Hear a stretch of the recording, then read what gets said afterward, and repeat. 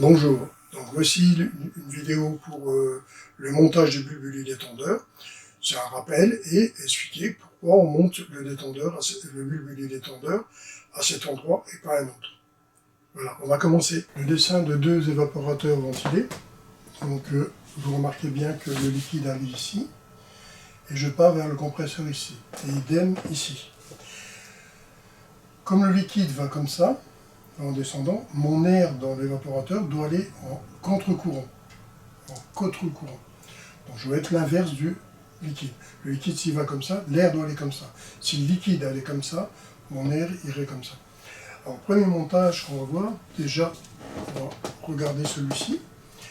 J'arrive en liquide ici, j'ai mon détendeur à égalisation interne, j'alimente mon évaporateur, je mets mon bulbe ici. Ça, c'est un très mauvais montage, puisque on va aller là, on contrôle là, mais on n'a pas de piège à huile, ni de remontée ici. Ça, c'est un bon montage. Donc vous avez le piège à huile, plus ce qu'on appelle la crosse. Donc c'est pour éviter que l'huile redescende. Je ne dis pas qu'il y a des grandes remontées de là à là, mais on le fait pour question de bon montage. Donc ça, c'est un premier montage qu'il faut faire correctement. On va voir un deuxième montage. Donc voici un deuxième exemple. Donc ici, l'évaporateur, je vais l'alimenter par le bas. Comme j'alimente par le bas et que le liquide va là, mon air doit être à contre-courant. Donc, vous voyez, le ventilateur, je l'ai déplacé. Je l'ai mis au-dessus. Ici, pareil, puisque c'est le même montage, sauf qu'ici, il y a une erreur par rapport à là. Alors, le montage ici, je viens en liquide ici, je vais à mon détendeur à égalisation interne, j'alimente en liquide ici, et je mets mon bulbe ici. Je sors ici, c'est pas un bon montage. Le montage qui est ici, il est peu recommandé. Celui-ci, par contre, est bien conforme avec notre crosse ici et notre piège à huile ici. Et là, je vais vers le compresseur, Alors, ce type d'alimentation, ça s'appelle alimentation noyée. Parce que je noie l'évaporateur. Pareil pour l'autre qu'on a vu avant, celui d'avant, mais ça, c'était une alimentation sec. Celui-ci, c'est noyé. Okay, différence. Je noyais mon évaporateur, l'autre je descendais, je partais directement. Je ne noyais pas l'évaporateur comme ici. Ce qui veut dire que celui-ci est plus puissant que l'autre avec la même longueur de tuyauterie. Bien évidemment, il y a des évaporateurs qui sont alimentés vers le haut et qu'on descend ici pour une question de puissance. Ça à voir. C'est les constructeurs qui déterminent eux-mêmes avec les calculs. Alors, ça, c'est un deuxième exemple. Troisième exemple, donc ici, qu'est-ce qu'on fait? On refroidit de l'eau. Donc, il n'y a pas de ventilateur. Il y aura juste un agitateur qui sera au-dessus. Mais ça, je ne l'ai pas dessiné. Normalement, vous avez un agitateur qui viendra se fixer sur un couvercle ici. Et l'agitateur sera ici pour bien répartir le froid partout.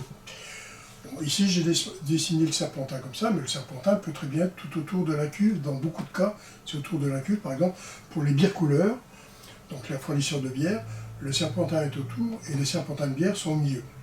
Ici, j'ai dessiné l'évaporateur pour qu'on le voie, pour faire le montage correct. Alors ici, on voit cette vue qui est ici. Cette vue qui est ici, on voit bien le siphon, on voit bien notre crosse ici, et on va là-bas. Jusqu'à là, on n'est pas mauvais. Par contre, où on est fou, c'est qu'on met le bulbe à l'air libre. Et ça, c'est pas bon.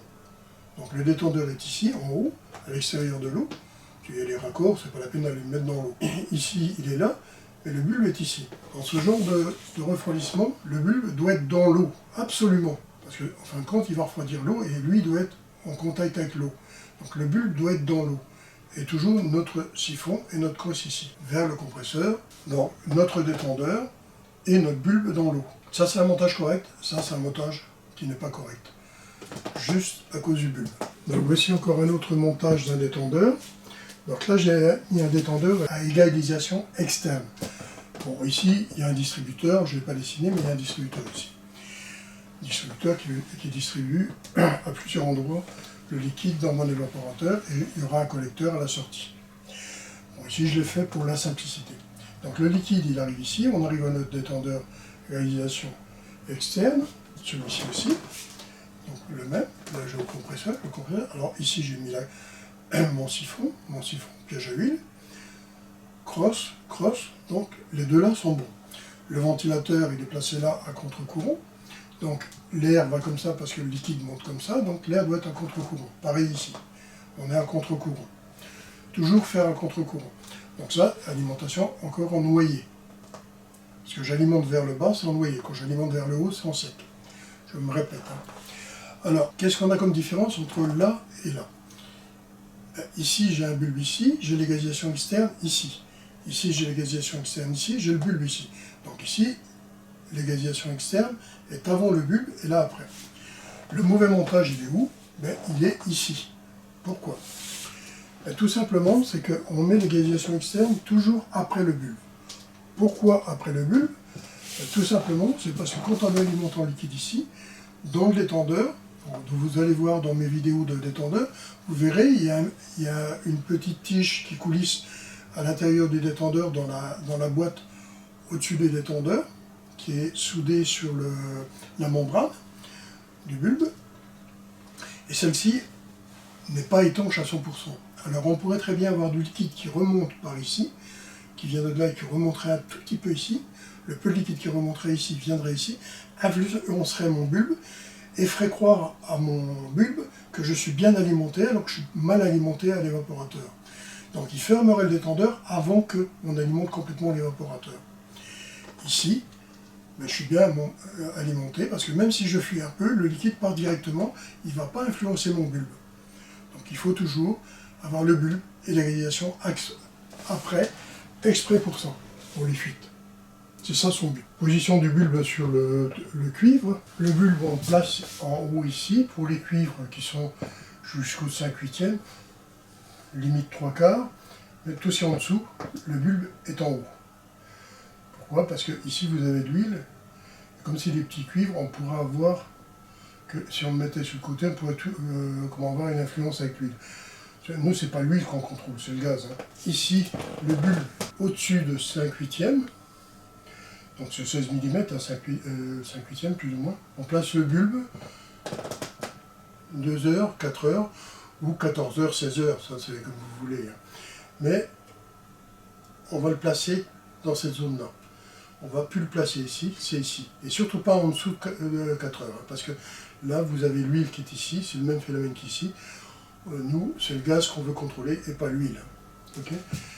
Alors, le bulbe en dessous, ça je viens de les expliquer, sûrement pas. Jamais placer le bulbe en dessous. Là pour les grosses tuyauteries, au-dessus de 5/8e, et ici, en dessous de 5/8e et le 5/8e. Alors voilà la vidéo terminée, je vous ai montré plusieurs façons de placer le bulbe comme il faut. Parce que bon, c'est un truc des fois qui a besoin d'un petit éclaircissement. Je trouve que c'est une des pièces qui est très importante dans notre circuit frigorifique.